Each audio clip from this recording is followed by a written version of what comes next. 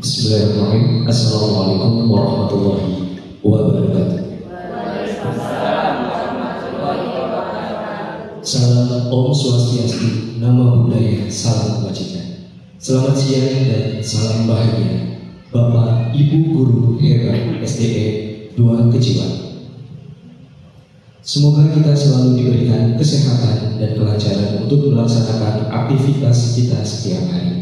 Izinkan saya membersamai Bapak dan Ibu Guru hebat dalam kegiatan penerapan dan diseminasi budaya positif. Kepada yang terhormat Fasilitator Ibu Wilda Mauliani MPD, kepada yang terhormat pengajar praktik Ibu Irna Anjani MPD, kepada yang terhormat Kepala SDN 2 Kejiwan Bapak Muhammad SPD, dan Bapak Ibu Guru SDN 2 Kejiwan yang hebat-hebat. Alhamdulillahirrabbilalamin. Wassalatu wassalamu asrofil anbiya wal mursalin wa ala alihi wa sahbihi ajmain. Amma ba'du.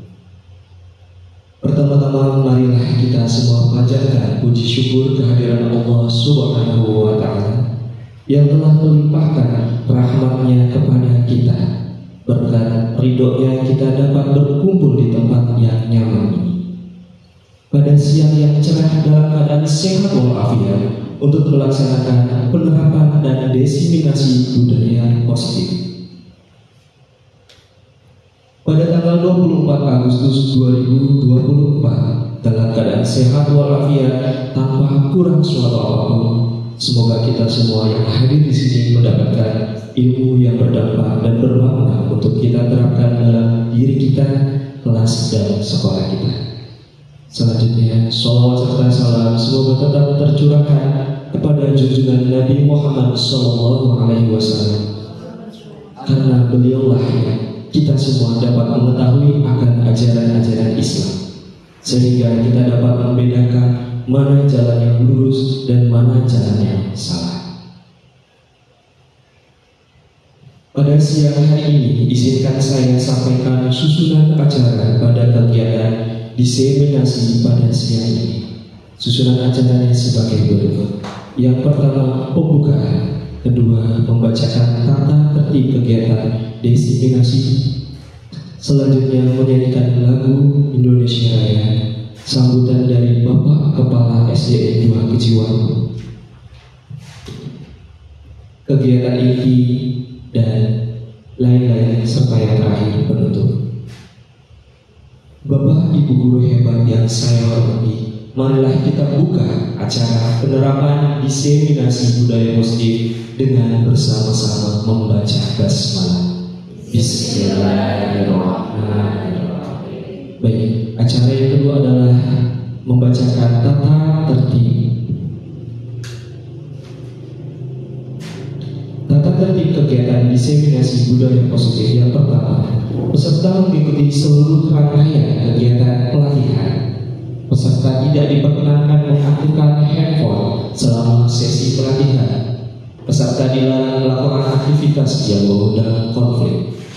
Peserta tidak dibenarkan meninggalkan ruangan kecuali untuk keperluan mendesak dengan terlebih dahulu meminta izin kepada pemandu. Peserta tidak boleh merokok selama pelatihan berlangsung. Mengikuti seluruh kegiatan dengan berpartisipasi dengan aktif. Yang terakhir, mengangkat tangan ketika ingin bertanya. Acara kedua yaitu menyanyikan lagu Indonesia Raya. Kepada Ibu Gilang Febri Mulansari SPD, disilakan. Hadirin dimohon untuk berdiri.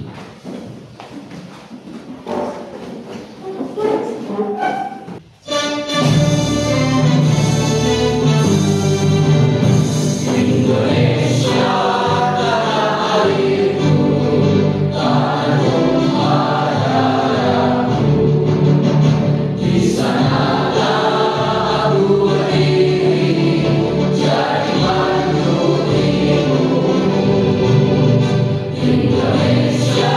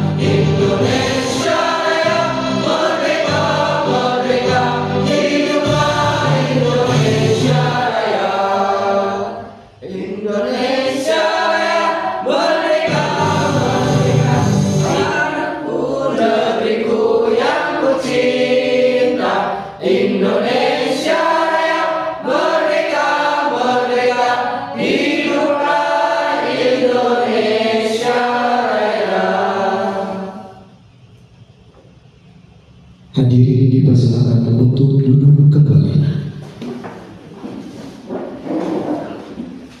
Bapak, Ibu, Guru hebat. Acara selanjutnya adalah sambutan dari Kepala Sekolah kepada Bapak Muhammad SPD. Disilakan.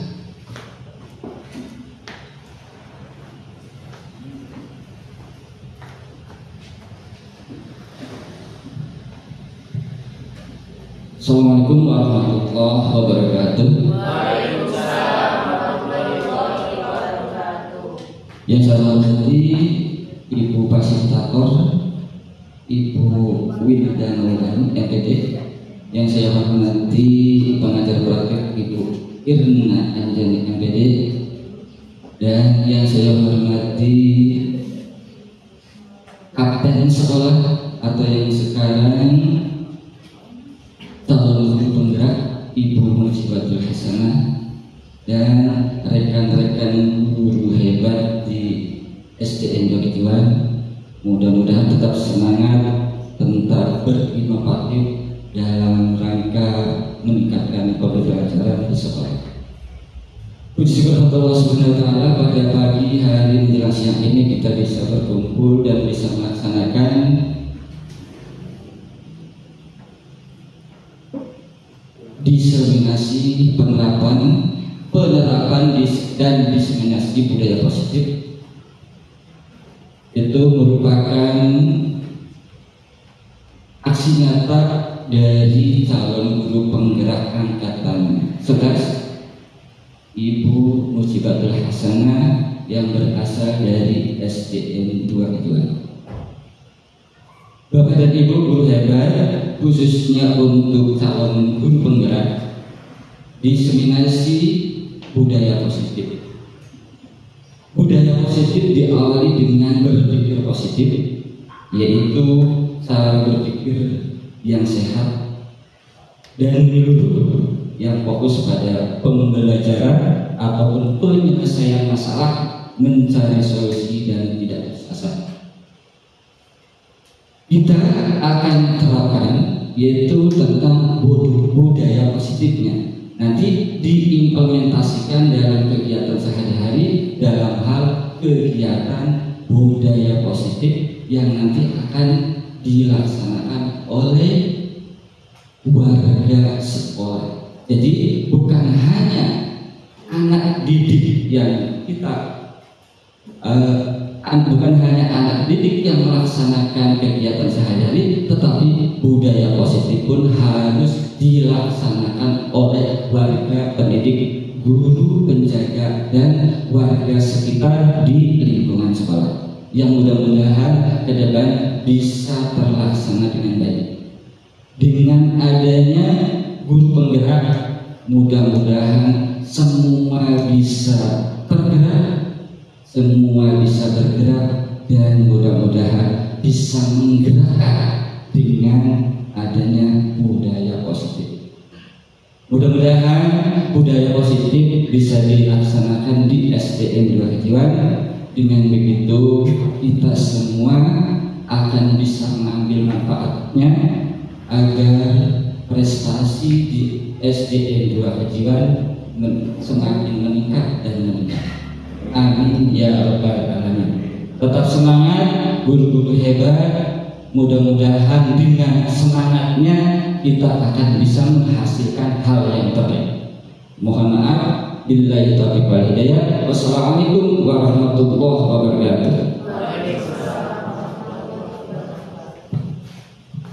Waalaikumsalam warahmatullahi wabarakatuh. Terima kasih kepada Kepala Sekolah kita, Bapak Muhammad SPD, yang telah memberikan sambutannya. Acara selanjutnya yaitu kegiatan inti yang akan disampaikan oleh calon guru penggerak kita, Ibu Mujibatul Hasanah SPD. Kepadanya kami persilakan.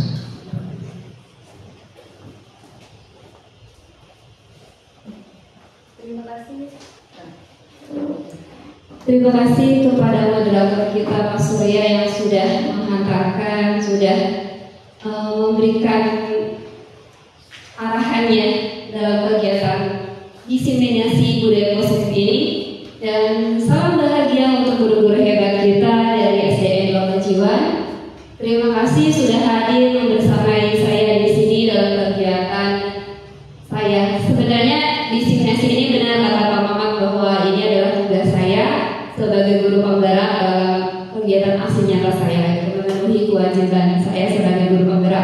Namun dengan adanya diseminasi ini, saya mengharapkan bisa berbagi, sharing. Saya di sini bukan untuk menggurui, bukan di sini saya adalah guru yang paling hebat di sini, tapi saya di sini untuk sharing, berbagi praktek baik saya selama mengikuti program guru penggerak. Dan semoga dalam kegiatan diseminasi ini kita bisa mendapatkan ilmu yang bermanfaat untuk diri kita sendiri, lingkungan sekolah kita, dan kelas kita, terutama untuk murid-murid kita yang luar biasa hebatnya. Terima kasih juga kepada fasilitator saya, Ibu Wilda Maulani MPD, yang sudah memberikan motivasi, terus mendukung saya, terus mengingat saya akan tugas saya, untuk mengingatkan saya atas kedisiplinan dan terus menyemangati saya, dan kepada pengajar praktek saya juga yang selalu tanpa henti mengingatkan dan terus memberikan saya motivasi, mendengarkan curhatan saya, bagaimana saya yang saya alami selama program pendidikan guru penggerak ini. Dan kepada Pak Mamat selaku kepala sekolah SDN 2 Kejiwan yang super hebat, terus membimbing saya dan rekan-rekan saya untuk terus berkembang, untuk terus meningkatkan kompetensi guru kita sebagai pengajar, bagaimana kita bisa menerapkan ide-ide kreativitas kita dalam. Sebelum memulai kegiatan ini, saya ingin mengajak Bapak Ibu untuk melakukan kesepakatan kegiatan bersama dalam diseminasi budaya positif ini. Jadi biar kita kegiatannya lancar, tertib, dan bisa selesai dengan efektif. Jadi Bapak Ibu, bagaimana bisa bekerja sama ya? Jangan terlalu tegang, santai aja, gak apa-apa. Di sini kita bukan untuk kegiatannya seperti apa, jadi nggak masalah ya. Jadi ada ide kesepakatan bersamanya, Bapak Ibu. Lebih baik kita banyak berbicara daripada jadi saya lebih grogi, biar melihat menghilangkan kegrogian kita. Ada yang mau memberikan kesepakatannya, pendapatnya? Ya, Bu Gilang apa Bu?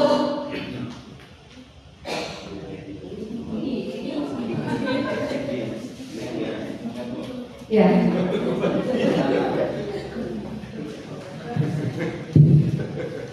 Oke, terima kasih Bu Muhibatul Hasanah. Bagaimana Bu kalau kesepakatan kelas yang pertama, yaitu seluruh peserta memiliki kesempatan untuk berpendapat. Seluruh peserta berkesempatan untuk berpendapat. Baik, seluruh peserta memiliki kesempatan untuk berpendapat. Benar Bapak Ibu. Jadi jangan hanya diam tapi gak apa-apa. Hebat, terima kasih Ibu Gilang. Jadi sepakat ya. Jadi berpendapat, barangkali ada Ibu gimana kalau budaya positifnya seperti apa, boleh gitu kan ya. Ada lagi yang memberikan kesepakatannya, idenya? Ya, Pak Edi. Berpikir terbuka dan saling menghormati. Oke, berpikir terbuka dan saling menghormati. Terima kasih Pak Edi. Ada lagi siapa? Atau dicukupkan? Siapa? Lanjut, oke.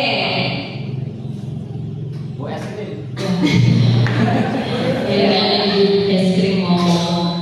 Bagaimana Bu jika kesepakatan ini ada satu peserta berbicara, maka peserta lain mendengarkan. Jika ada satu peserta berbicara, maka peserta yang lain mendengarkan. Jadi menghormati juga menghargai teman yang berbicara, ya. Menghargai dan menghormati ya. Jika ada satu peserta berbicara, peserta lain mendengarkan.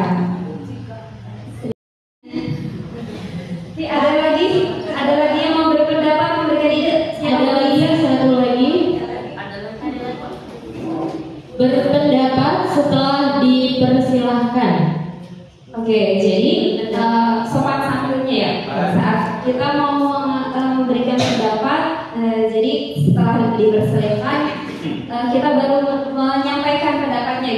dari saya.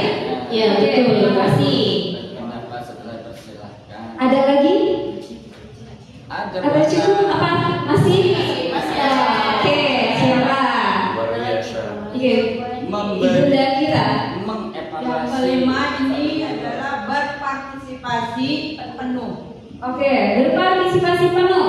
Berpartisipasi. Oke, terima kasih. Ya, hebat ini Bu. Jadi benar, saya minta untuk partisipasinya semuanya. Ada lagi? Masih. Oke, siapa? Cuciannya gimana atau liburannya gimana? Ya, jadi fokus dulu ke sini. Dengan suasana gembira. Oke. Ada lagi? Lagi nih Bu, Ya. serius tapi santai. Oke, serius tapi santai. Sesak ini dia sudah pasti. Serius tapi santai. Oke, ya benar ya. Jadi nggak usah serius-serius, nggak usah tegang. Saya juga di sini tegang Ibu Bapak. Jadi Bapak, kita di sini belajar bersama-sama. Ada lagi yang sudah dicukupkan? Cukup. Oke. Masih ada. Gimana? Masih apa Bapak? Gimana? Ini untuk disepakati bersama setelah pemaparan selesai itu ada feedback atau evaluasi. Oke, berarti Atau, ada ya, refleksinya. Ya. Betul. Ya. Setelah kegiatan melaksanakan refleksinya. Lanjut Bu.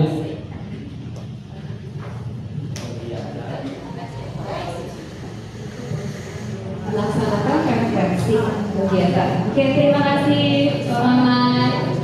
Dan oke teman-teman, guru-guru hebat SDN 2 Kejiwan. Jadi di sini kesepakatan kegiatan diseminasi budaya positif ini ada 8 kesepakatan. Gimana? Sepakat atau ada yang nggak menyetujui, tidak menyepakati? Apa sepakat? Sepakat. Oke, kita cukup tahu sepakat. Terima kasih sudah kegiatan. Semoga kesepakatan ini kita bisa konsisten sampai akhir ya Bapak Ibu. Terima kasih. Lanjut ke slide berikutnya. Nah di sini ada beberapa pertanyaan Bapak Ibu. Dan saya minta kesetujuan atau tidak kesetujuan Bapak Ibu dari pernyataan yang saya buat ini.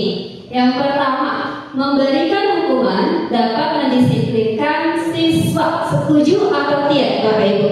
Tidak setuju. Setuju atau tidak? Tidak setuju. Ibu-ibu cantik setuju atau tidak? Tidak. Setuju atau tidak? Tidak. Oke, tidak setuju. Yang kedua, berikan solusi kepada siswa yang bermasalah. Setuju atau setuju? Kayaknya setuju semua ini Bapak. Oke, terima kasih. Nah, jadi kira-kira pernyataan romantik ini merupakan jawaban dari Bapak Ibu tepat atau tidaknya?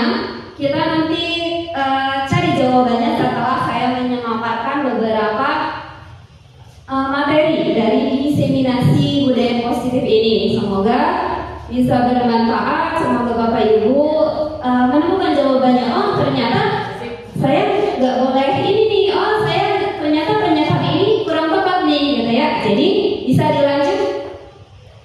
Ya nanti kita belajar bersama. Oke, di sini ke konsep inti dari budaya positif yang akan saya paparkan adalah yang pertama, perubahan paradigma baru. Yang kedua, disiplin positif. Yang ketiga, teori motivasi. Dan yang keempat, hukuman dan penghargaan. Yang kelima, keyakinan kelas. Keenam adalah kebutuhan dasar manusia. Yang ketujuh, posisi kontrol seorang guru. Dan yang terakhir adalah segitiga restitusi. Nah, itu adalah konsep inti yang akan saya diseminasikan dalam kegiatan ini. Nah, Bapak Ibu, setelah saya bacakan, ada kata yang asing atau yang belum sama sekali kita dengarkan?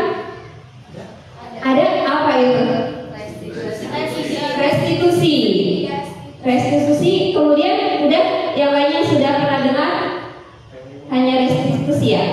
Oke, jadi nanti segitiga restitusi juga nanti kita akan cari jawabannya saat kita berada dalam kegiatan nanti ya. Jadi apa sih itu restitusi? Segitiga restitusi diskusi, nanti kita bakalan menemukan jawabannya. Oke, selanjutnya di sini juga saya memiliki satu kegiatan lagi, belajar untuk bagaimana cara merayu temannya, bagaimana cara kita mengontrol teman kita sendiri. Nah, di sini saya minta kerjasamanya Bapak Ibu coba cari satu pasangan, jadi berpasangan. Boleh di sebelah-sebelahnya, jangan misalkan Pak Wijan maunya sama Pak Mamat, agak jauh ya Pak Wijannya. Boleh sama Pak Ferry, boleh nanti ikut Pak Ferry berpresentasi. Nah, nanti saya kasihkan selembar kertas dulu ya.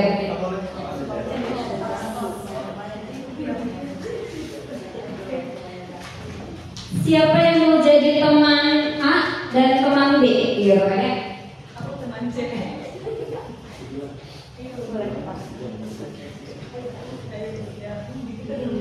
Pak Wijan berteman gak nih?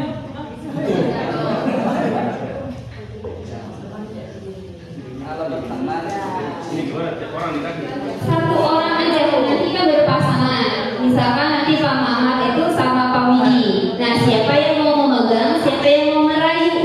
Jadi teman B itu tidak memegang kertas. Jadi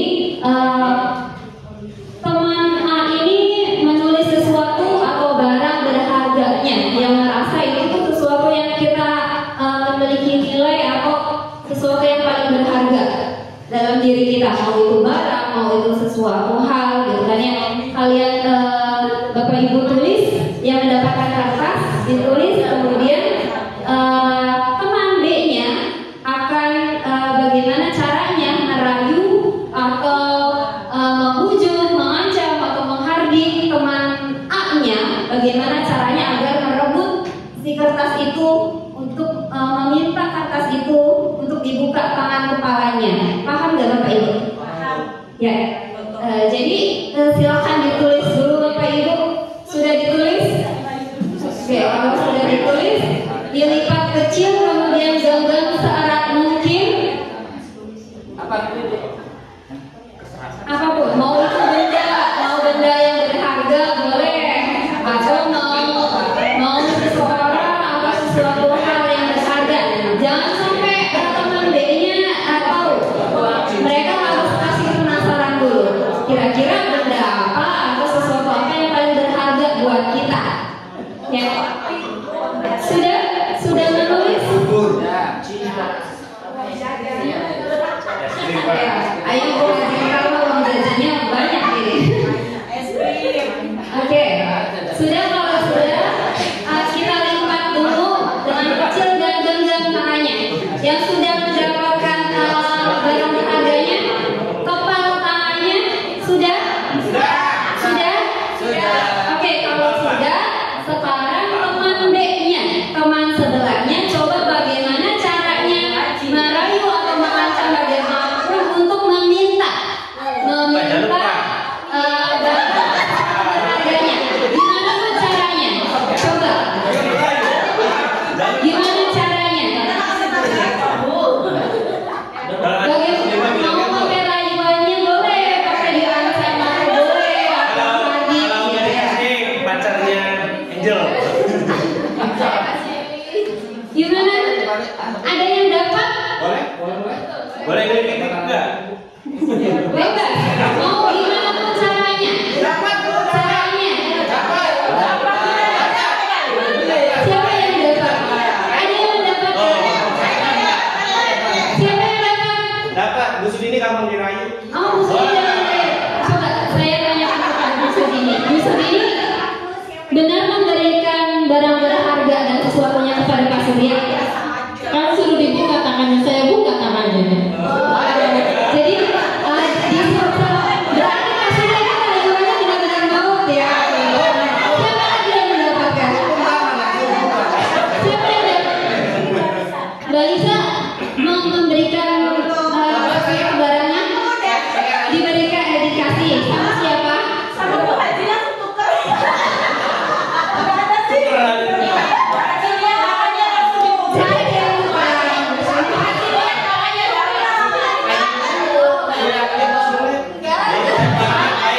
Kita juga memberikan.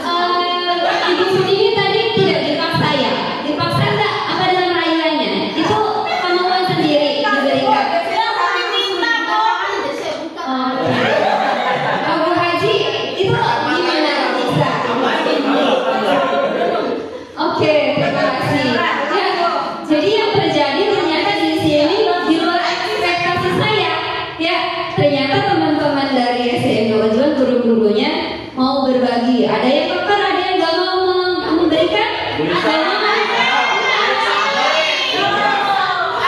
Berarti meyakini bahwa itu prinsipnya Bu Lisa, nggak apa-apa ya. Itu dari motivasi dari Bu Lisa. Nah, ya.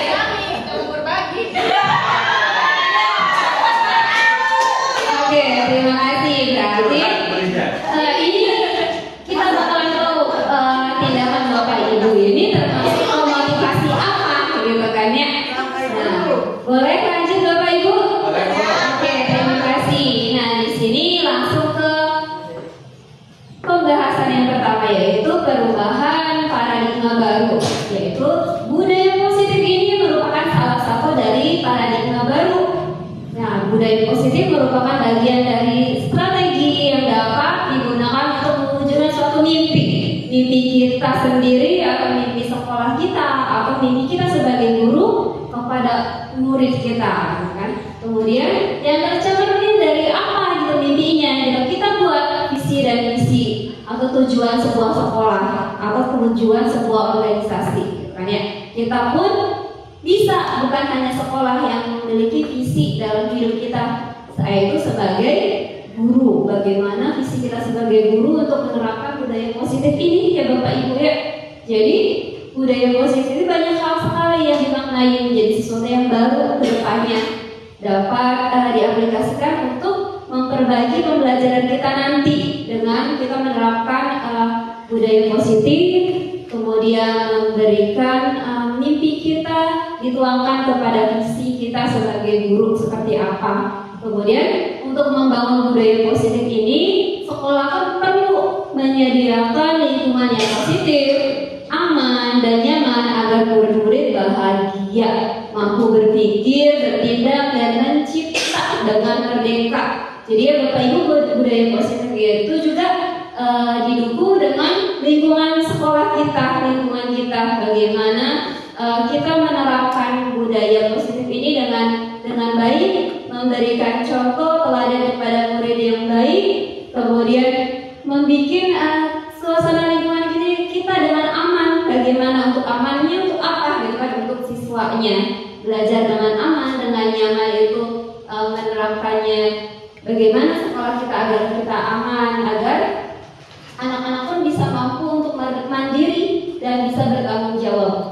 Seperti itu salah satunya dengan kita meninjau kembali budaya positif atau disiplin positif sekolah kita ini sudah sesuai dengan nilai-nilai universal kita atau belum. Kalau belum, nanti kita perbaiki bersama. Kalau sudah, ternyata kita sudah menerapkan, tapi kita belum tahu bahwa yang kita terapkan ini merupakan budaya positif dan perubahan paradigma baru. Seperti itu ya Bapak Ibu. Kita lanjut masih ke perubahan paradigma baru. Di sini juga perubahan paradigma baru ini memiliki tujuan Bapak Ibu ya. Bukan hanya sekadar perubahan saja, tapi tujuannya untuk apa? Nah, tujuannya itu untuk menghadapi tantangan abad 21 yang semuanya itu serba digital. Kemudian di sini juga paradigma ini menekankan bahwa pengembangan keterampilan abad 21 seperti keterampilan berpikir kritis, kemudian kreatif, kolaborasi, kemudian komunikasi dan pemecahan masalah, serta literasi digital. Literasi digital ini kita harus melek digital, melek teknologi sebagai guru biar kitanya tidak tertinggal, karena abad 21 ini semuanya serba digital. Jadi kita harus mampu mengikuti dunia serba digital ini dan menerapkannya ke dalam kelas kepada kita juga sendiri, seperti itu ya Bapak Ibu. Nah, di sini yang kedua merupakan disiplin positif. Disiplin positif ini berasal dari bahasa Latin, yaitu di-share, berarti belajar. Nah, dari di-share ini kita timbul suatu kata yaitu disiplina, yaitu berarti pembelajaran atau pengajaran atau pelatihan. Jadi disiplin ini mengacu kepada disiplin diri Bapak Ibu. Disiplin diri itu yaitu memiliki tanggung jawab terhadap apa yang dilakukan, yang kita lakukan setiap hari. Dan disiplin diri ini juga harus memiliki nilai-nilai universal dan memiliki keyakinannya. Nilai-nilai universal itu apa sih Bapak Ibu? Nanti kita belajar bersama-sama. Kemudian menumbuhkan budaya positif di sekolah pun, yaitu menerapkan disiplin positif. Disiplin positifnya adalah perilaku disiplin yang memiliki motivasi berasal dari dalam diri kita atau berasal dari dalam diri siswanya, karena bukan hanya karena ingin mendapatkan hadiah atau hukuman seperti itu ya Bapak Ibu. Nah, disiplin positif ini juga merupakan salah satu pendekatan disiplin diri yang memampukan seseorang mengontrol perilaku dan kesadaran dan tanggung jawab atas tindakan sebagai wujud menghormati diri dan orang lain. Jadi kalau kita menerapkan disiplin diri kita, kita berarti menghargai diri kita sendiri dan menghargai orang lain. Kenapa kita bisa menghargai diri kita? Itu dengan kita melakukan disiplin untuk disiplin waktu dan sebagainya, kita menghargai diri. Kenapa? Karena kita bisa mencerminkan bahwa saya ini harus memiliki target yang banyak, gitu. Karena bagaimana target kita bisa kita rangkul, kita bisa gali, kita bisa capai bersama. Menghormati orang lain saat kita membuat janji, ya kita harus tepat waktu. Jangan budaya yang molor waktu, gitu ya. Jadi kita harus belajar dari sekarang untuk mendisiplinkan diri biar kita bisa menghargai orang lain, menghargai lingkungan dan sesamanya. Nah, sebagai pendidik, nah ini yang paling penting ya Bapak Ibu. Jadi kita harus memiliki tujuan untuk menuntun muridnya. Jadi menuntun murid itu sebagai salah satu tujuan kita sebagai pendidik. Bukan dituntun ya, bukan dituntut, tapi menuntun. Menuntun itu kita membimbing, mengarahkan, mengembangkan potensi yang dimilikinya, kemudian memberikan wujud keteladanan kita kepada murid untuk disiplin waktu atau disiplin dirinya, sehingga mereka memiliki perilaku yang mengacu pada nilai-nilai kebajikan universal dan memiliki motivasi internal, bukan motivasi eksternal. Nah, tadi ya yang waktu kepala larangan itu juga kita mengacu ke sini. Kita sudah memiliki motivasi internal atau motivasi eksternal. Nanti kita bahas bareng-bareng. Apa itu motivasi internal dan eksternal, seperti itu. Atau ada yang paham? Udah kayaknya ya, gitu. Jadi nanti kita lanjutkan dalam pembahasannya. Selanjutnya adalah disiplin positif ini merupakan suatu cara penerapan disiplin tanpa kekerasan dan ancaman yang dalam prakteknya melibatkan komunikasi tentang perilaku yang efektif antara guru dan murid. Kemudian disiplin positif ini juga bertujuan untuk menumbuhkan kesadaran dalam diri dan memiliki motivasi internal serta memberdayakan murid untuk melakukan sesuatu tanpa hadiah, tanpa adanya ancaman maupun hukuman seperti itu. Ya Bapak Ibu, nah di sini nilai-nilai kebajikan dan keyakinan kelas ini merupakan sifat-sifat positif pada manusia. Jadi kenapa dari tadi saya bilang ada nilai-nilai kebajikan, nilai-nilai universal? Karena ini adalah nilai-nilai yang positif sifatnya untuk manusia, seperti itu, menciptakan dan nilai ini merupakan payung dasar dari sikap dan perilaku kita sebagai fondasi kita untuk berperilaku ya Bapak Ibu. Jadi bisa lanjut Kak Ferry. Nah di sini nilai-nilai kebajikan universal itu memiliki banyak poinnya, banyak ininya, dan ada 6 kalau tidak salah. Di sini saya mengambil 3 poin, yaitu profil pelajar Pancasila Primary Years Program PYP, kemudian 9 pilar karakter. Di sini pasti sudah sudah mengenal profil pelajar Pancasila ya Bapak Ibu ya. Seperti kita kurikulum Merdeka itu merupakan penerapan dari profil pelajar Pancasila yang beriman, bertakwa kepada Tuhan Yang Maha Esa dan berakhlak mulia, kemudian mandiri, bernalar kritis, berkebinekaan global, kemudian bergotong royong dan kreatif. Nah di sini merupakan suatu nilai-nilai kebajikan Bapak Ibu, bukan hanya sekedar simbol dari pelajar Pancasila. Kemudian PYP ini merupakan suatu sikap murid. PYP ini merupakan sikap murid yang jangkanya per tahun. Jadi program kita itu bagaimana menanamkan budaya positif kepada murid dengan adanya toleransi, rasa menghormati, integritas, mandiri, menghargai, antusias, empati, keingintahuan, kreatif, dan kerjasama, percaya diri, dan komitmen akan apa yang kegiatan mereka lakukan di dalam kelas maupun di sekolah atau di luar. Seperti itu Bapak Ibu. Dan kemudian ada 9 pilar karakter. Mirip dengan ini menurut saya penting dan wajib kita ketahui karakter apa saja, ya nilai-nilai kebajikan apa saja yang harus kita terapkan kepada siswa kita, kepada diri kita.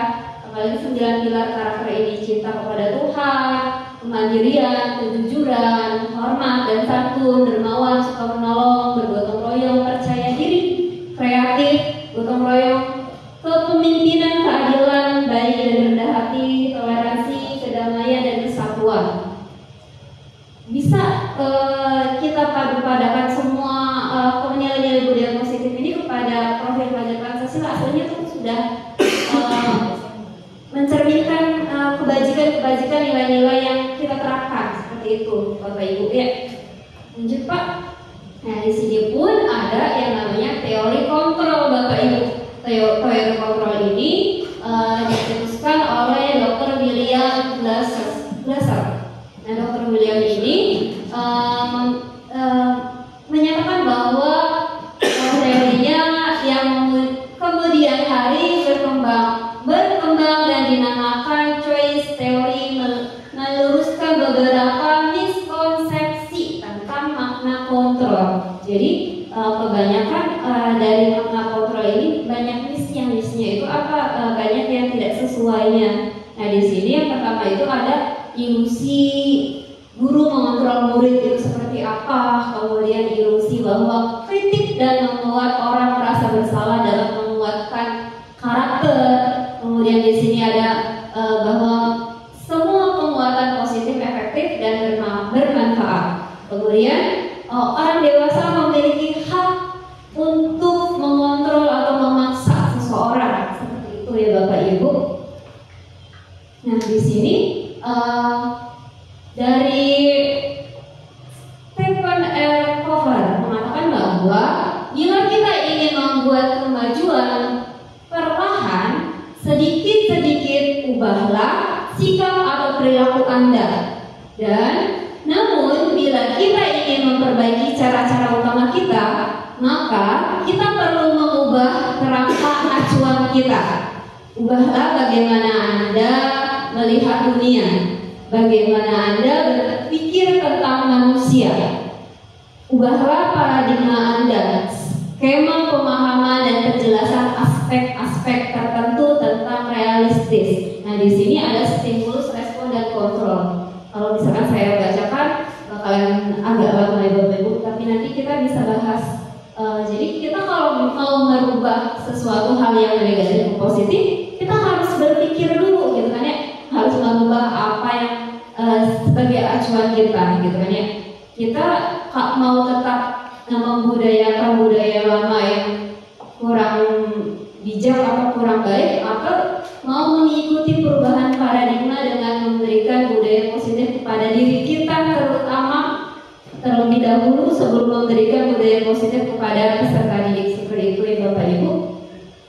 Dan di sini yang tadi kembali lagi, saat Valentine ada yang merelakan memberikannya, gitu kan ya, tanpa ada ancaman, hanya duilnya ibu, coba lihat dong, ibu buka dong, itu bisa. Atau ada yang kan nggak mau, saya nggak mau.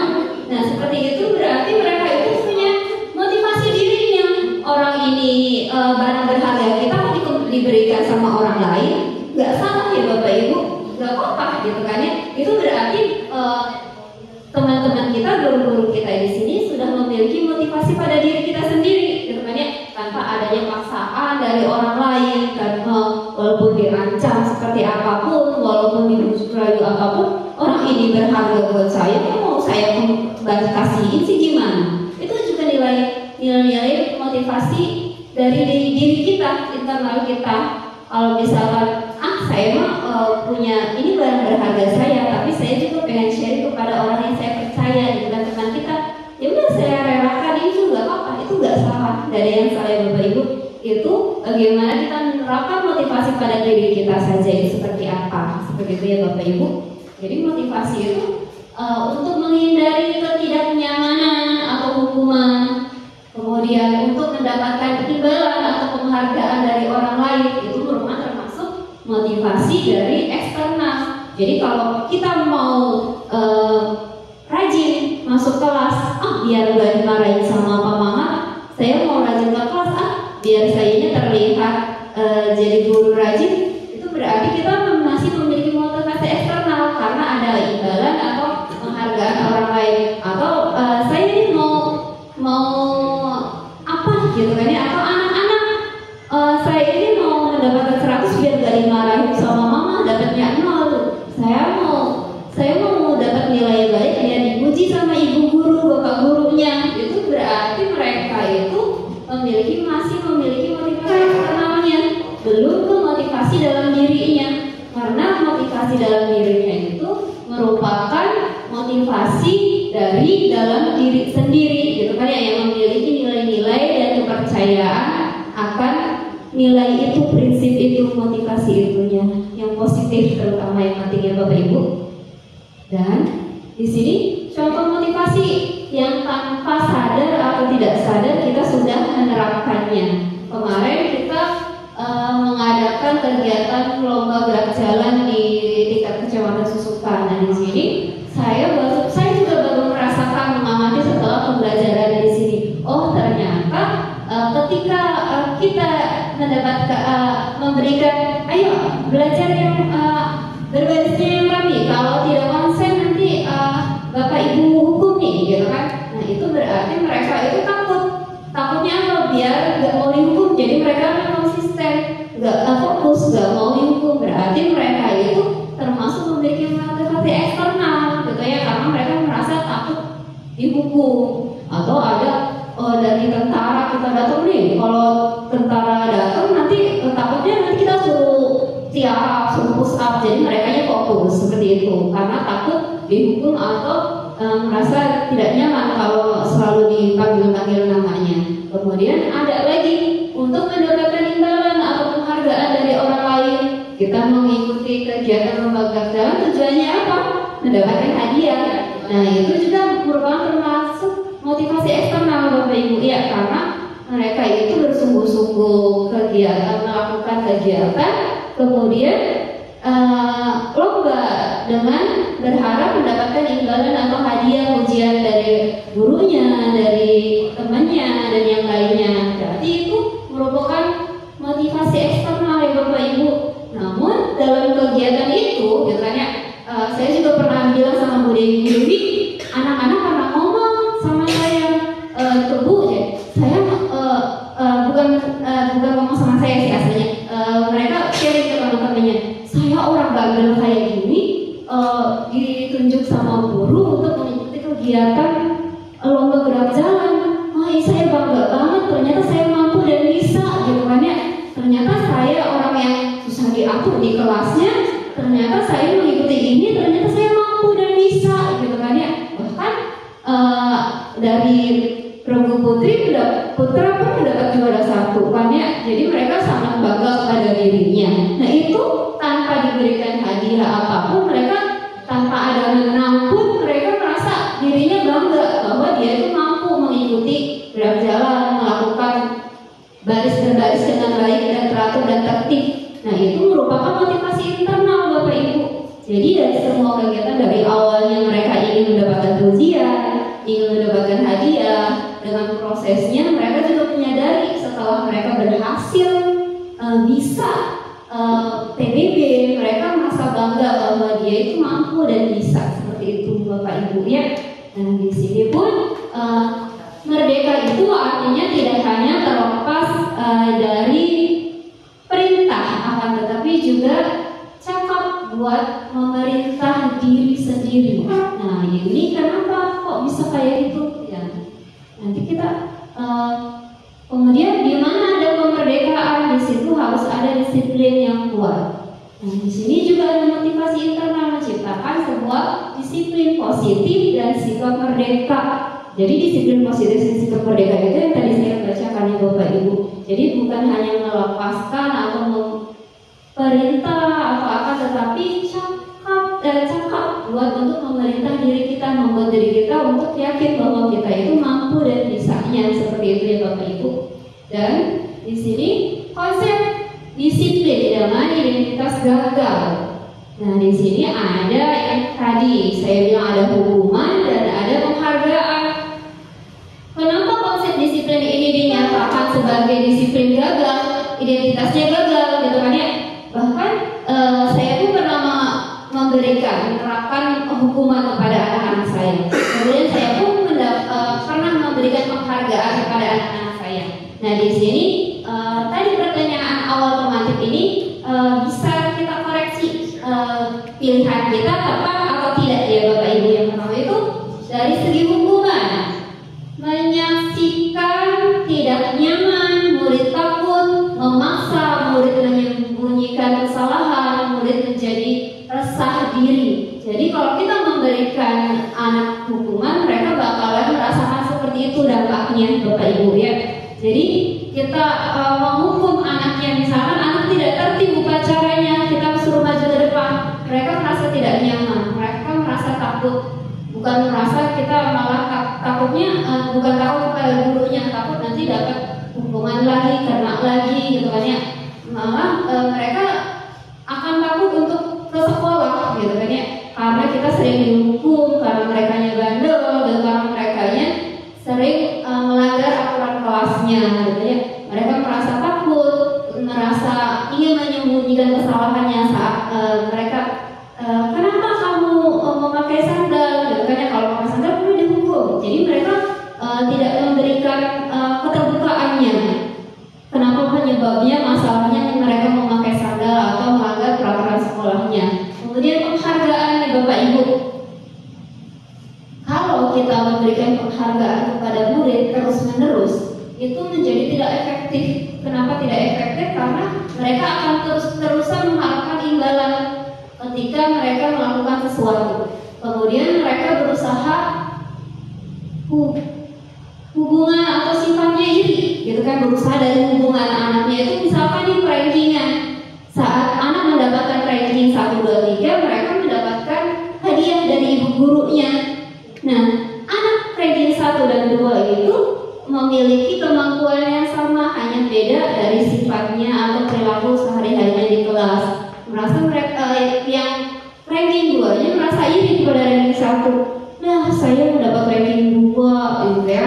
Jadi mereka bukan merasa bangga diri, malah mereka merasa dihukum. Dihukumnya kenapa? Dihukum harus menjadi lebih baik dari ranking 1-nya. Yang mendapatkan ranking 1, 2, dan 3-nya aja merasa mereka dihukum, apalagi yang tidak mendapatkan ranking. Begitu ya Bapak Ibu ya.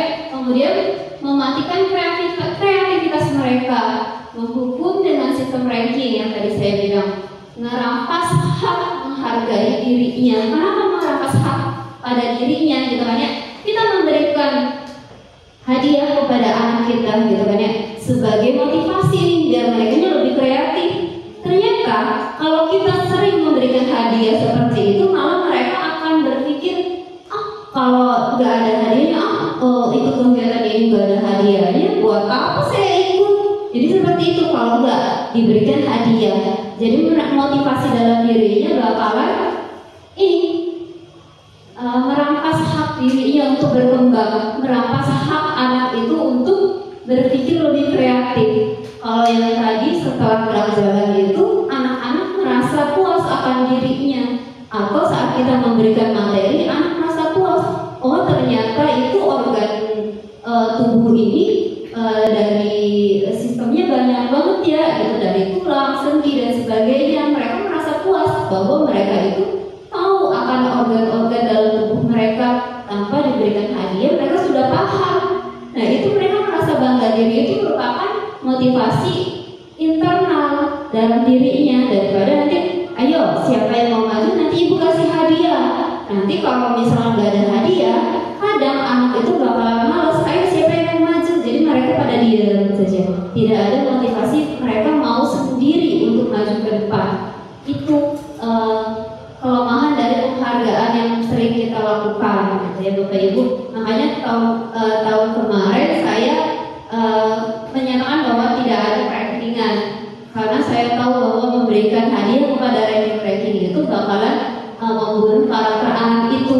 Jadi kita memberikan reward aja, memberikan apresiasi kepada anak-anak yang memiliki perkembangan seperti itu ya Bapak Ibu. Dan lanjut di sini konsep diri dengan identitas sukses yang tadi gagal, yang ini sukses, yaitu yang pertama adalah konsekuensi atau restitusi. Nah yang tadi restitusi segitiga restitusi itu apa? Nah nanti kita bakalan mempelajarinya Bapak Ibu. Nah konsekuensi itu jadi hal yang negatif kita ubah ke hal yang positif ya Bapak Ibu, dengan penguatan jangka pendek. Perlunya mentoring berkelanjutan, memiliki stimulus respon yang baik, murid menghargai peraturan atau menghargai keyakinannya, kemudian kehilangan waktu untuk merugikan atau merenungi dari suatu kesalahan mereka. Jadi konsekuensi ini bukan tidak sama dengan hukuman. Jadi kita memberikan konsekuensi. Nah kalau kamu terlambat, konsekuensinya apa? Kalau terlambat masuk sekolah, konsekuensinya saya akan ketinggalan pelajaran Bu. Ya itu. Jadi bagaimana cara memperbaikinya?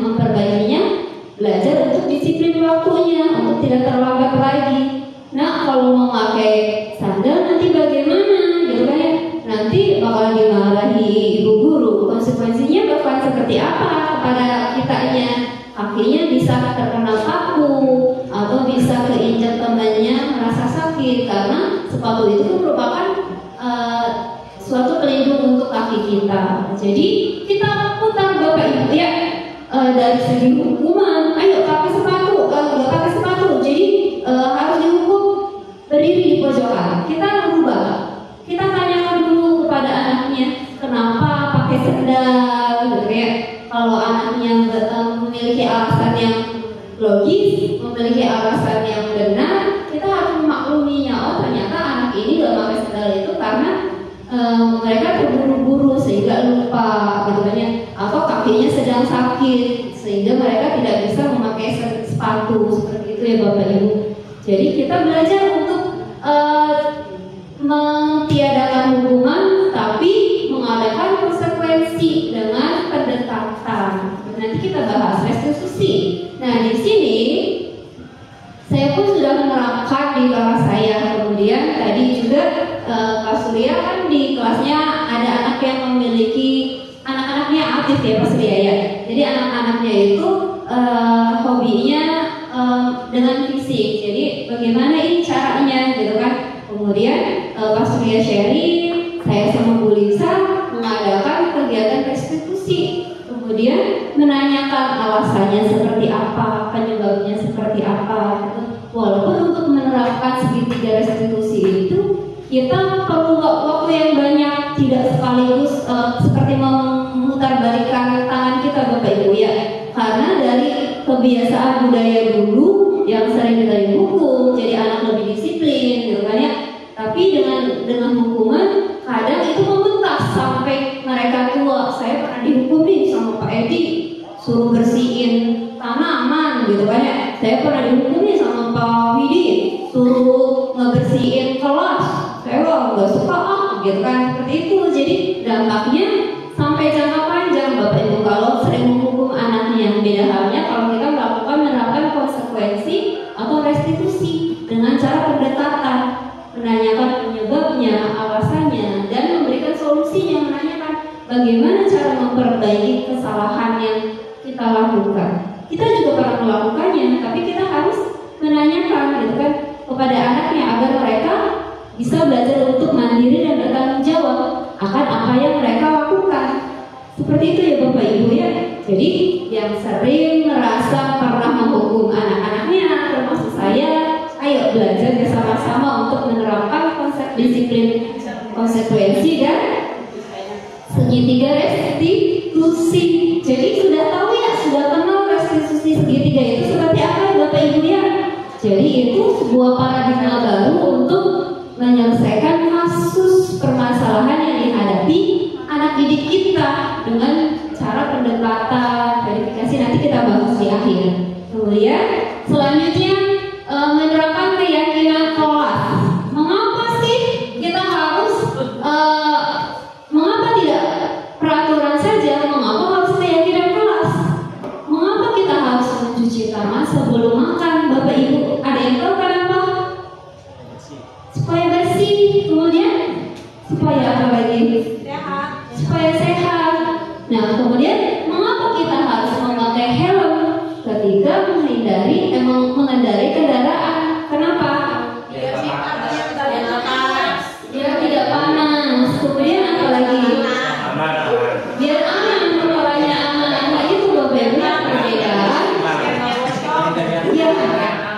itu ya Bapak Ibu. Kita sadar bahwa mencuci tangan itu penting.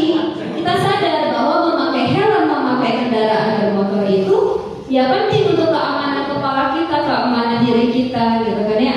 Kemudian peraturan dan keyakinan kelas itu kenapa harus dirubah dari peraturan ke keyakinan kelas? Kalau peraturan itu biasanya banyak hal yang negatifnya, tidak boleh, dilarang. Jadi kita pindahkan ke budaya positif kita dengan bahasa kata-kata yang positif tanpa melarang anak-anaknya, tanpa mengurangi, tanpa membunuh karakter anak kita dengan larangan-larangannya. Tapi kita memiliki keyakinan kelas kita apa? Kita yakini bahwa kelas kita harus pergi bersih, gitu kan ya. Kalau bersih kita harus seperti apa? Harus membersihkan setiap hari, gitu ya. Jangan malah tidak boleh membuang sampah di kelas, tidak boleh mencoret-coret tembok. Tapi kita memberikan keyakinannya bahwa kelas kita itu harus bersih dengan cara yaitu membersihkan kelasnya dengan setiap hari dengan adanya piket seperti itu ya Bapak Ibu. Nah lanjut Bapak Ibu. Nah di sini kesepakatan kelas yang sudah saya rancang dengan anak-anak saya Bapak Ibu. Jadi kesepakatan kelas itu bukan hanya kesepakatan, tapi memiliki nilai-nilai universal dan keyakinan yang tadi saya terapkan mengenai profil belajar Pancasila dan sebagainya. Nah di sini yang pertama itu semua siswa datang ke sekolah tepat waktu. Kemudian memakai seragam sesuai jadwal yang telah ditentukan sekolah, kesepakatan sekolahnya. Upacara dengan hikmat, mengumpulkan tugas tepat waktu dan menjaga kebersihan ruang kelas. Nah di sini saya menerapkan keyakinan kelas saya dengan ini adanya nilai tanggung jawab, disiplin dan menghargai diri, menghargai orang lain dan menghargai waktu. Kalau anak terlambat maka mengganggu proses pembelajaran di kelas, mengganggu teman-temannya, gitu ya. Dengan anak tidak memakai seragam sekolah, anak-anak yang lain bakalan iri, dia aja bisa nggak memakai seragam sekolah, gitu kan ya. Jadi menghargai temannya yang mengenaati kesepakatan sekolahnya dan sebagainya. Itu ya Bapak Ibu ya. Nah di sini juga saya proses kegiatan saya dan anak-anak didik saya. Gak ada gambarnya Bapak ya. Jadi di sini proses membuat keyakinan kelas itu guru dan siswa bekerja sama, bukan hanya gurunya saja. Nah harus disiplin waktunya. Kita ini malah memberikan kesepakatannya, tapi tidak seperti itu ya Bapak Ibu. Harus dengan anaknya, melibatkan anaknya berdiskusi tentang peraturan, menyusun peraturan menjadi keyakinan. Jadi aturan yang tadinya negatif itu kita ubah ke aturan keyakinan menjadi hal yang positif. Seperti itu. Kemudian menempelkan keyakinannya di dalam kelas. Jadi biar anak mengingat bahwa oh iya ini keyakinan saya. Dan keyakinan kelas itu bukan kita terapkan hanya sekali Bapak Ibu. Setiap kita masuk ke kelas itu kita harus menerapkan keyakinannya. Keyakinan pembelajaran pada hari ini, keyakinan kelas untuk jangka panjangnya apa, kemudian keyakinan kelas setiap kita pembelajaran. Ibu apakah keyakinan kelas itu diterapkan hanya untuk guru kelas saja? Tidak ya Bapak Ibu ya. Guru olahraga pun bisa, guru agama pun bisa. Jadi setelah guru agama masuk kelas, kita membentuk keyakinan kelas dulu, keyakinan pembelajaran hari ini. Jadi keyakinan kita bagaimana agar kita berjalan dengan lancar. Bu belajarnya dengan menyenangkan ya Bu ya, jangan banyak nulis. Oke, jadi kita harus mikir nih bagaimana caranya anak tidak hanya diberikan catatan saja. Bagaimana caranya menumbuhkan kreativitas anak, kegiatan aktif di kelasnya dengan adanya keyakinan kelas bersama, gitu ya Bapak Ibu ya. Kemudian lanjut Bapak. Nah di sini bagaimana membentuk keyakinan kelas Bapak Ibu. Jadi yang pertama itu kita harus menerapkan lebih abstrak daripada peraturannya. Jadi kita merubah dari peraturan itu dan jadi kalimat yang abstrak dan tanpa adanya kata negatif, ya Bapak Ibu. Kemudian lebih sedikit agar dapat dipahami siswa dan diingat oleh siswa. Kemudian semua warga kelas harus berkontribusi untuk menerapkan keyakinan kelasnya. Kemudian adanya berupa pernyataan universal atau nilai-nilai universalnya. Kemudian bersedia meninjau kembali kegiatan kelas dari waktu ke waktu. Jadi dari waktu ke waktu itu bukan hanya pas awal, kata saya bilang, dari setiap kita melakukan pembelajaran kita harus tinjau lagi keyakinan kelasnya. Seperti itu Bapak Ibu. Dibuat dalam bentuk positif, kemudian dapat diterima di kelasnya. Seperti itu Bapak Ibu, semoga bisa diterapkan nanti. Tapi tadi saya mengamati sudah beberapa guru ya yang sudah menerapkan keyakinan kelasnya. Terima kasih Bapak Ibu. Lanjut, masih semangat gak ini kayaknya? Ini ada ini masih siang ya. Oke, jadi bagaimana Bapak Ibu? Masih bisa lanjut? Ya, lanjut ya. Nah, di sini ada 5 kebutuhan dasar.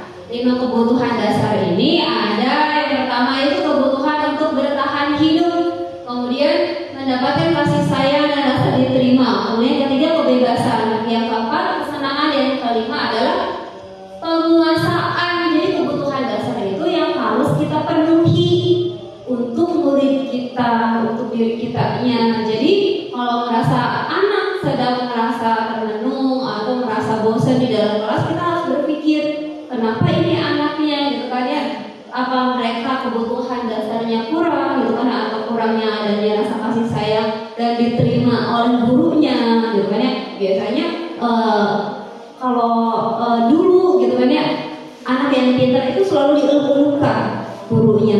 Biar apa? Biar anak yang pintar ini bisa menjadi motivasi kepada anak-anak yang masih lambat untuk belajarnya. Nah itu perbuatan yang kurang, jadi merasa anak itu tidak diterima, hanya orang pintar-pintar saja yang diterima. Seperti itu ya Bapak Ibu ya. Jadi kenapa anak-anak itu bisa tidak semangat di kelas, mungkin seperti itu, atau kebebasan anak-anak itu kurangnya adanya kekangan di dalam kelas, gak mau dibebaskan itu ada kontrolnya ya Bapak Ibu ya. Jadi belajarnya sesuai dengan gaya belajar anak. Makanya jangan sesuai kita. Saya ibu maunya belajarnya kelompok aja, nggak mau mandiri. Kalian harus menurut ke ibu, nggak boleh. Kita memberikan kebebasan pilihan kepada anak untuk menentukan gaya belajarnya. Kemudian kesenangan. Jadi kita karena kita sekolah dasar, jadi kita harus menerapkan memberikan hal belajar dengan tidak mengindahkan kodrat alam dan kodrat anak itu sendiri gitu kan. Jadi kodrat anak itu ya belajar, bukan hanya belajar tapi bermain dan aktif gitu kan ya. Jadi kalau anak-anak yang sedang bermain bola ya jangan bermain bola di dalam kelas gitu. Kita tanyakan kepada anak gitu kan, kalau bermain bola itu tempatnya di mana? Di lapangan ya, berarti kita arahkan untuk lapangan gitu ya Bapak Ibu ya. Kemudian penguasaan. Nah kadang anak itu kadang kalau lemes atau merekanya tidak bersemangat, kadang anak bosan dengan pembelajaran yang kita terapkan. Berarti ini PR kita, tugas kita, bagaimana caranya kita untuk memberikan ide-ide yang fresh, ide-ide yang baru dalam pembelajaran. Belajar untuk kreatif dan inovatif agar kita dapat memenuhi kebutuhan dasar dari murid-murid kita. Seperti itu ya Bapak Ibu ya.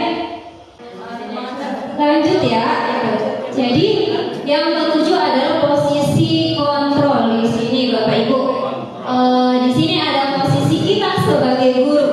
Nah, penghukum, pembuat merasa bersalah, teman, memantau, manajer. Nah, di sini pun saya meminta untuk Bapak Ibu guru menuliskan apa posisi kontrol dari Bapak Ibu guru yang ingin Bapak Ibu terapkan atau yang menurut Bapak Ibu menarik. Jadi penghukum itu seseorang menghukum bisa menggunakan hukuman fisik atau verbal. Pembuat merasa bersalah itu membuat rasa bersalah akan menggunakan keheningan yang membuat orang lain merasa tidak nyaman dan bersalah atas dirinya sendiri atau rendah diri. Kemudian teman itu posisi ini tidak akan menyakiti muridnya. Jadi kita sebagai teman, gitu kan ya. Jadi membuat rasa bersalah itu kita anak-anak kasus nih, kita bagaimana caranya anak itu menyadari kesalahannya. Jadi itu membuat rasa bersalah. Kemudian teman itu menyelesaikan permasalahan kepada anak dengan sebagai teman. Kemudian yang keempat ini adalah pemantau. Kita mengamati, menanyakan sebagai pemantau, bukan sebagai penghukum berrasa bersalah atau teman. Jadi pemantau. Kenapa? Apa yang terjadi? Apa gitu kan? Yang kesalahan apa yang dilakukan? Gitu. Kemudian manajer ini, di mana guru berbuat sesuatu bersama dengan murid, mempersilahkan murid yang bertanggungjawabkan, bukan hanya bukan perilakunya, mendukung murid agar mendapatkan atau menemukan solusi agar permasalahannya. Nah, jadi Bapak Ibu, saya akan bagikan kertas ini. Saya ingin tahu posisi kontrol Bapak Ibu yang menurut Bapak Ibu menarik itu apa dari kelima posisi kontrol ini, gitu ya. Jadi nanti kita bakalan bahas bersama setelah ini, gitu ya. Boleh Bapak Ibu. Posisi kontrol Bapak Ibu yang menurut Bapak Ibu yakini dan Bapak Ibu harus terapkan pada diri kita ini.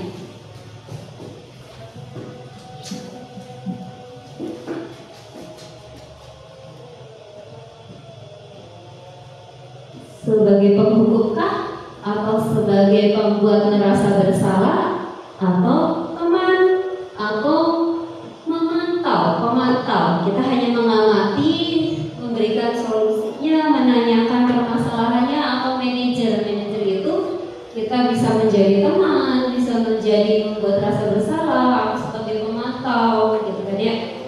Jadi kira-kira Bapak Ibu lebih tertarik ke posisi kontrol sebagai guru itu yang mana? Gitu kan? Kalau sudah, nanti saya ambil lagi kertasnya. Nanti kita bisa tinjau, nanti kita bisa selesaikan yang baik itu seperti apa posisi kontrol kita sebagai pendidik.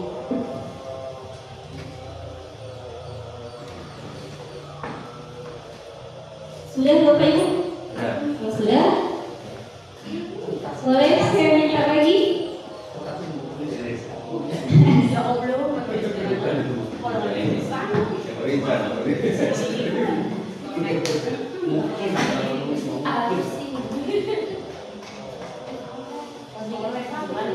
Oke, terima kasih Bapak Ibu. Nanti kita bahas bersama bagaimana sih posisi-posisi yang sudah kita pilih tadi. Baik, lanjut ya Bapak Ibu ya.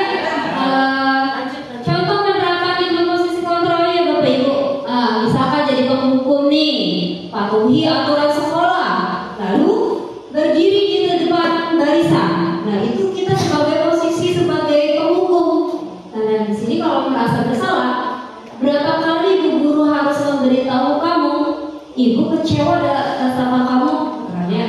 Dan menjadi teman. Nah ayolah yang tertib, buat ibu guru bangga. Kali ini kamu tidak apa-apa bersalah, gitu kan? Jadi kita lebih dekat sebagai temannya, sebagai pemantau. Kamu sudah melanggar, apa konsekuensinya? Nah itu sebagai pemantau. Kemudian manajer, apa kamu tahu kesalahan kamu dan bagaimana kamu bisa memperbaiki kesalahan itu? Nah seperti itu ya Bapak Ibu ya. Jadi Bapak Ibu, seperti itu contoh-contoh dari penerapan posisi kontrol. Nah posisi kontrol yang saya lakukan itu saya menerapkan di dalam kelas saya Bapak Ibu. Saya ada anak yang terlambat masuk kelas, kemudian ada anak yang tidak memakai seragam sesuai dengan seragam kelas. Jadi anak itu bajunya tidak dimasukkan, memakai sandal, kemudian biasanya ini terlambat masuk kelas, biasanya rajin. Seperti itu ya Bapak Ibu ya yang saya lakukan. Kemudian lanjut Bapak. Nah di sini segitiga restitusi. Nah di sini segitiga restitusi adalah suatu proses dialog yang dia jalankan oleh guru atau orang tua agar dapat menghasilkan murid yang mandiri dan bertanggung jawab. Gitu ya Bapak Ibu. Nah, tahapan posisi segitiga restitusi ini ada 3 tahap Bapak Ibu. Yang pertama itu adalah menstabilkan identitas. Jadi bertujuannya untuk mengubah identitas anak dari orang yang gagal menjadi anak yang sukses, gitu kan, yang melakukan kesalahan menjadi orang yang sukses, seperti itu Bapak Ibu ya. Anak kita bantu untuk untuk tenang dan mencari solusi bersamanya. Nah, itu dari menstabilkan identitas. Yang kedua adalah validasi tindakan. Setiap tindakan ini yang dilakukan memiliki suatu tujuan, yaitu memenuhi kebutuhan dasar anak, yaitu yang tadi kebutuhan 5 dasar kita. Kemudian memahami kebutuhan dasar itu dan dari sebuah kesalahannya. Yang ketiga adalah menanyakan keyakinannya. Kita di kelas, di sekolah itu sudah membentuk keyakinan kelas. Nah, jadi kita harus tanyakan, masih ingat nggak keyakinan kelas apa yang sudah kita sepakati bersama, gitu kan ya. Nah, kalau masih ingat, berarti apa yang kita harus lakukan? Nah, nanti keyakinannya dengan cara apa? Memperbaikinya seperti apa? Tidak mengulangi dan sebagainya, seperti itu ya Bapak Ibu. Nah, di sini ada video yang saya terapkan Bapak Ibu.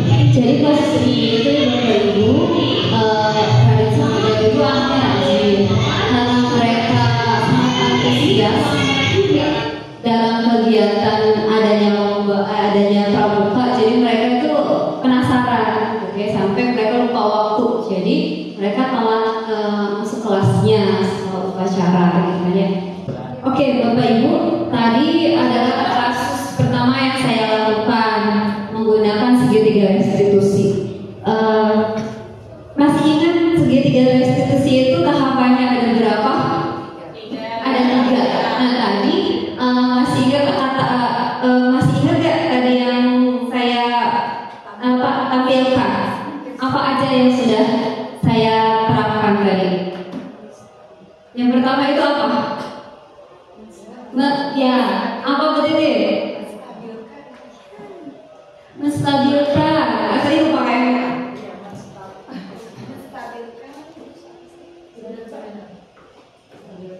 validasi, sama menanyakan keyakinan. Oke, apa bilang? Yang pertama menstabilkan, kemudian validasi, dan yang ketiga kalau nggak salah itu menanyakan keyakinan. Ya, oke, benar bilang ada paham.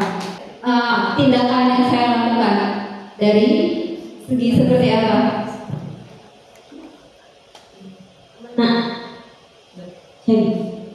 menanyakan kesalahan siswanya. Betul. Kita jadi kita menanyakan kesalahannya gitu kan, yang mengidentitas gitu kan ya, mengidentitas apa yang dilakukan siswanya, menanyakan dulu gitu kan ya, kenapa mereka bisa terlambat, kenapa bisa lupa waktunya gitu kan, dari identitas apa yang mereka lakukan. Kemudian yang kedua tuh memvalidasi yang tadi Bu Lisa bilang, menanyakan apa kesalahannya, jadi apa yang telah kita lakukan kesalahannya, seperti itu. Dan yang terakhir apa Bapak Ibu? Ya, bukan. Kesepakatan. Menanyakan keyakinan dengan menanyakan kesepakatan kelas kita, masih ingat apa enggak jawabannya. Kemudian yang terakhir itu untuk memperbaikinya, seperti itu ya Bapak Ibu. Jadi semoga tiga diskusi ini kita bisa terapkan di dalam kelasnya. Nah di sini juga ada kelas kedua Bapak Ibu.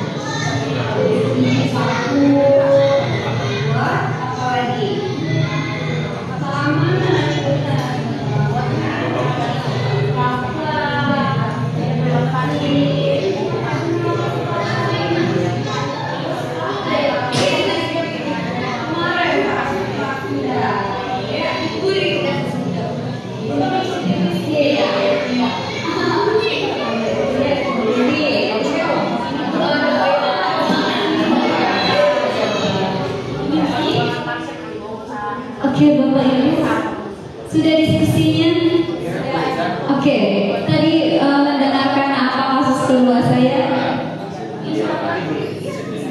Masalah apa? Disiplin diri gitu ya. Jadi anak ini ketahuan bahwa mereka itu tidak menaati keyakinan kelas kita dengan tidak memakai seragam sekolah gitu ya.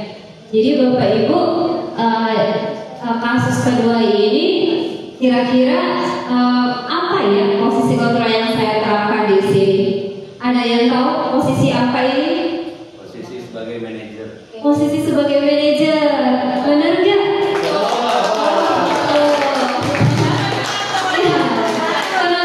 Kenapa Pak Widi bisa mengatakan ini posisi sebagai manajer? Membimbing siswa. Jadi segitiga restitusinya sudah ada. Benar, sudah ada. Apa itu? Adanya apa aja? Identifikasi masalah. Ya, identifikasi masalah, menstabilkan validasi, kemudian keyakinannya. Jadi kita mengingat tentu konsekuensinya juga, gitu, apa yang akan dilakukan kalau tidak mengikuti keyakinan kelas kita. Seperti itu ya Bapak Ibu. Jadi beberapa kasus sebenarnya ini juga ada respon dari salah satu anak yang telah mengikuti penerapan saya sebagai restitusi. Boleh Pak Ferry dilihatkan ya. Jadi semoga ini bisa memotivasi Bapak Ibu ya.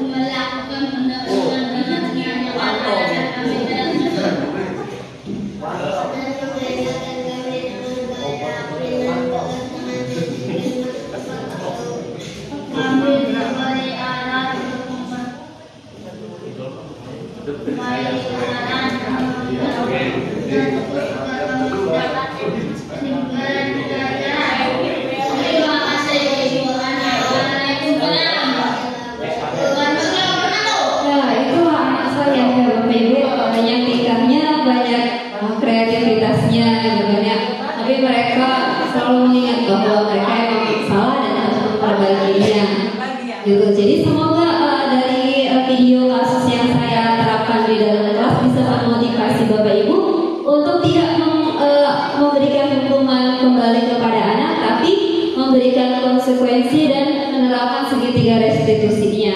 Nah, di sini refleksi kita dari kegiatan ini. Semoga udah siap waktunya makan siang juga. Masih semangat ya Bapak Ibu ya. Masih. Terima kasih waktunya yang sudah meluangkannya. Jadi Bapak Ibu tumpuk ya, nanti kita makan bersama Bapak Ibu ya. Nah, di sini budaya positif ini merupakan transformasi dari sebuah pendidikan di Indonesia Bapak Ibu ya. Jadi di sini transformasinya itu kita menerapkan filosofi pendidikan dari Ki Hajar Dewantara. Jadi Ki Hajar Dewantara itu menerapkan pembelajaran pendidikannya dengan memanusiakan murid, kemudian memberikan keyakinan kepada dirinya bahwa murid itu berhak untuk hidup merdeka dengan memberikan nilai-nilai universalnya. Kemudian kita sebagai pengajar itu harus menuntun, bukan apa Bapak Ibu? Menuntun, itu ya, membimbing mereka, mengarahkannya untuk mengembangkan kompetensinya, mengembangkan minat bakatnya, gitu kan ya. Jadi kita tidak hanya memberikan materi saja, tapi mengembangkan apa yang dimilikinya, memberikan ruang dan mengarahkannya. Kemudian di sini pendidikan yang menuntun itu menuntun dari memerdekakan murid kita. Nah, di sini ada makna disiplin. Jadi makna disiplin itu apa Bapak Ibu? Jadi hasil dari kita belajar hari ini, disiplin itu apa? Menggali potensi diri kita. Menggali potensi diri kita untuk memberikan kedisiplinannya ya Bapak Ibu ya. Jadi makna disiplin itu kita belajar untuk mengontrol diri kita, untuk tidak menggunakan kata-kata yang negatif, gitu kan ya. Kita harus memberikan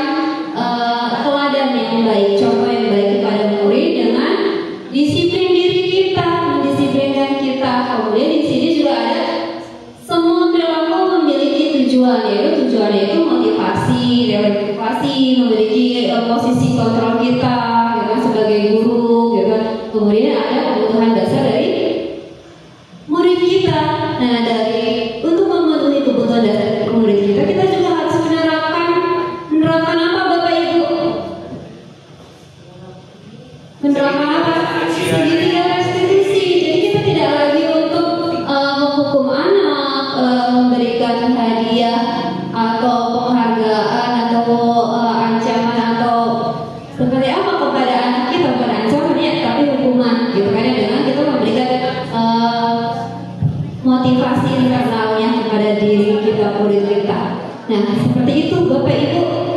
Terima kasih untuk partisipasinya, dan saya serahkan lagi kepada moderator hebat kita, Pak Surya. Terima kasih juga.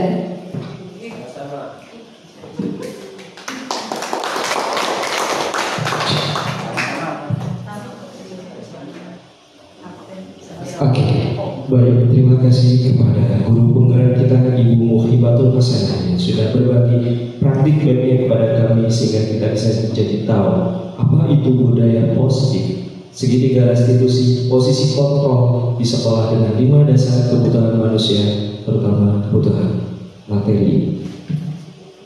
Materi ini sangatlah dibutuhkan untuk mengelola pembelajaran di sekolah yang menghadirkan paradigma perubahan baru dalam menyelesaikan suatu kasus. Baik, acara selanjutnya itu lain-lain. Di sini saya memberikan kesempatan satu pertanyaan pada audiens untuk menanyakan apa atau yang masih kurang paham tentang materi yang tadi. Maka disilakan. Assalamualaikum warahmatullahi wabarakatuh. Waalaikumsalam warahmatullahi wabarakatuh. Ya, saya di sini izin bertanya. Ya. Bagaimana caranya menerapkan paradigma budaya positif pada murid, sedangkan budaya lama sudah melekat pada mereka dengan adanya hadiah dan hukuman? Terima kasih atas pertanyaannya. Assalamualaikum warahmatullahi wabarakatuh. Waalaikumsalam warahmatullahi wabarakatuh. Terima kasih atas pertanyaannya kepada Ibu Rizal. Baik, akan dijawab oleh Ibu Muhibatul Hasanah dengan pertanyaannya bagaimana mengubah paradigma baru dari paradigma lama yang biasa menggunakan hadiah dan hukuman. Kepada Ibu Muhibatul Hasanah disilakan.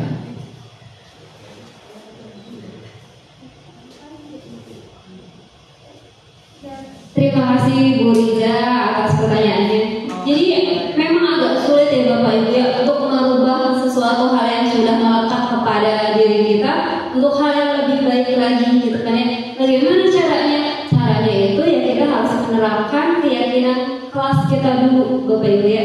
Jadi kalau kita sudah menerapkan hal yang positif kepada siswa dengan memberikan keyakinan kelas, dengan membentuk bersama, dan yang paling penting itu motivasi pada diri kitanya. Dan kita sebagai guru harus memiliki nilai motivasi pada diri kita sendiri, motivasi internalnya gitu ya. Jadi kita harus menjadi teladan dulu untuk murid-muridnya gitu ya. Nah, jadi kita juga harus memberikan sosialisasi dulu kepada murid bahwa mereka itu adalah seorang manusia itu juga harus memiliki aturan yang baiknya gitu kan, dengan cara apa? Memberikan budaya yang positif gitu kan, bukan hanya sekedar sekolah itu sekedar untuk mendapatkan materi dan sebagainya, tapi kita harus membiasakan untuk berbudaya yang sopan santun gitu kan. Makanya kita harus menerapkan adanya keyakinan kelas, kemudian melakukan menyelesaikan kasus itu dengan menerapkan segitiga restitusi, dan kita mengingat posisi kontrol kita sebagai guru itu sebagai apa? Mau sebagai penghukum, mau sebagai teman, atau mau sebagai merasa bersalah, membuat merasa bersalah, atau sebagai manajer gitu kan ya. Jadi kita harus terapkan itu dulu Bapak Ibu pada diri kita ya. Kalau anak sudah menerapkan, kalau kita sudah menerapkan, kita bakalan mengajak anaknya untuk belajar untuk berbudaya positif. Seperti itu ya Bapak Ibu ya, Bu Wijaya. Jadi mari kita sama-sama menciptakan lingkungan kita menjadi aman, nyaman, berbudaya positif dengan menanamkan nilai-nilai universal yang kita kita sudah dapatkan sekarangnya. Ya, seperti itu Bapak Ibu ya. Terima kasih. Bagaimana Bu Rija? Semoga jawaban saya itu belum puas ya Bu Rija ya. Jadi kita bisa mencari jawaban dan menggali ilmu yang lainnya. Gitu. Seperti itu Pak Surya dan yang lainnya. Ya, terima kasih.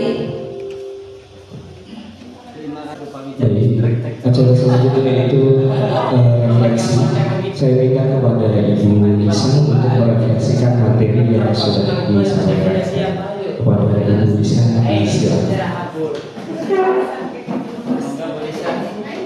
Jadi saya minta setelah sesuai kesepakatan kita tadi bahwa kita merefleksikan kegiatan ini. Jadi saya pengen tahu setelah kita belajar bersama mendiseminasikan budaya positif, apa yang didapat.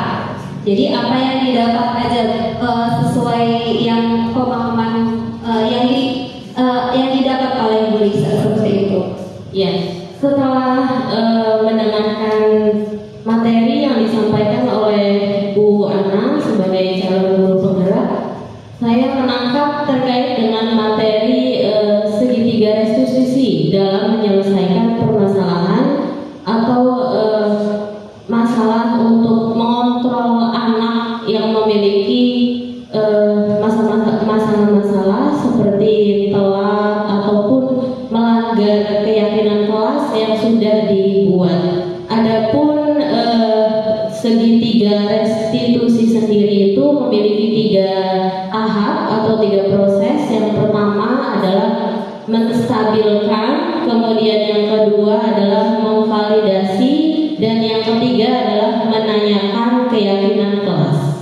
Itu yang saya tangkap dari materi yang sudah disampaikan oleh Ibu Ana. Terima kasih. Baik, Bu. Terima kasih. Terima kasih, Bu Lisa. Bagaimana perasaannya? Kayaknya ini guru-guru kenapa? Jadi perasaannya setelah mengikuti diseminasi gimana perasaannya? Jadi senang karena selama ini kan di sekolah tentunya kita berhadapan dengan siswa yang tidak hanya menghadapi siswa yang baik dan biasa-biasa saja, tetapi ada siswa yang aktif, yang aktifnya itu di luar batasnya. Nah, iya, jadi Di luar guru ya Bu. Ya, jadi sangat berterima kasih kepada Bu Ana sudah menyampaikan ide untuk menyelesaikan masalah-masalah atau menyelesaikan masalah anak yang ada di sekolah. Terima kasih Bu Lisa bukan hanya terkait ide ya, tapi kita belajar bersama. Saya juga masih belajar untuk menerapkan budaya positif. Semoga nanti kita belajar bersama untuk mengembangkan, memajukan sekolah kita dengan menyebarluaskan budaya positif kita. Seperti itu Pak Surya, silakan. Terima kasih. Terima kasih Bu Lisa dan Ibu Feni Batara Hasanah atas sepatah dua kata. Baiklah Bapak Ibu guru hebat, kegiatan demi kegiatan telah kita lalui dan kita sampaikan di penghujung acara. Agar ilmu kita yang dapatkan pada hari ini bermanfaat dan bermakna, kegiatan ini kita awali dengan Bismillah dan sekarang kita tutup dengan bersama-sama membaca hamdalah. Alhamdulillah. Bapak Ibu guru hebat, izinkan saya menutup acara ini dengan memberikan sedikit pantun, Bu.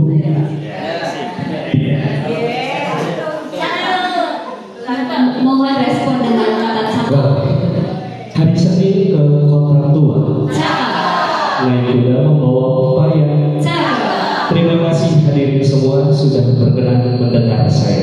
Iya, terima kasih Mas. Oke, sampai lagi Bu.